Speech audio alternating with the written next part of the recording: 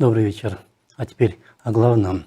Вчера премьер-министр Улукбек Марипов побывал на строительстве альтернативной дороги север-юг на участке в Джумгальском районе и поручил соответствующим службам расследовать нарушения при строительстве. В декабре контракт с компанией «Тадени» был досрочно расторгнут как раз из-за коррупционных проявлений. Мы заинтересованы в том, чтобы качественно построить дорогу. И после окончания дорога должна прослужить много лет. Но вы сейчас сами видели, вместо 70% работы выполнено только на 10%. Так что надо провести расследование. Поэтому я сейчас сам проехался, глотал пыль. Потому что пыль, которую глотает население, руководители тоже должны глотать.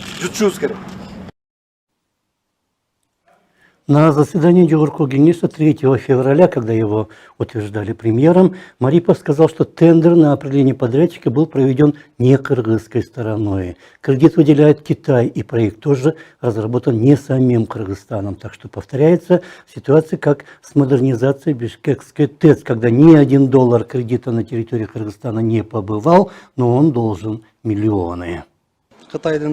По китайскому проекту ведется строительство, и тендер проводили они сами. Насколько я помню, я говорю по памяти, стоимость более $70 миллионов. Но сроки строительства сейчас несколько сдвигаются. Я уже говорил об этом, там есть проблемы с тоннелем, но в целом мы должны ускорить окончание проекта. Работа стоит уже 3 года. Курс доллара к кыргызскому сому растет. Соответственно, растут и долги Кыргызстана к кредиторам. И новые власти почти ничего поделать не могут, потому что у них нет полной документации, чтобы чего-то реально требовать. На том заседании 3 февраля вице-спикер Нурбек Садыгалиев попросил Марипова свои поездки по стране начать с посещения как раз этой дороги. Давайте так сделаем. Когда начнутся работу, мы с вами вместе поедем и посмотрим на месте. Потому что я был там только когда начинали тоннель. Уже 6 лет прошло. Хорошо бы посмотреть на месте. Да, будет хорошо начать ваши поездки с Джумгала. Общая стоимость проекта $846 миллионов. На первую его фазу китайский Эксимбанк выдал 400 миллионов. Кыргызстан всего должен вернуть $560 миллионов. И это при том, что курс доллара растет. Садыгалиев также говорил, что стоимость работ сильно завышена, о чем говорят и независимые эксперты. Например, расценки другой китайской компании, делающей похожие работы, в разы меньше. На Нарынской области в Джумгальском районе сейчас главная проблема – строительство дороги на участке между селами Ипкин и Дыйкан. Запишите себе, в этом году будет уже 3 года, как работа стоит. Сняли старый асфальт и все стоит, только пыль столбом. И по ценам все завышено, в 2-3 раза завышены цены.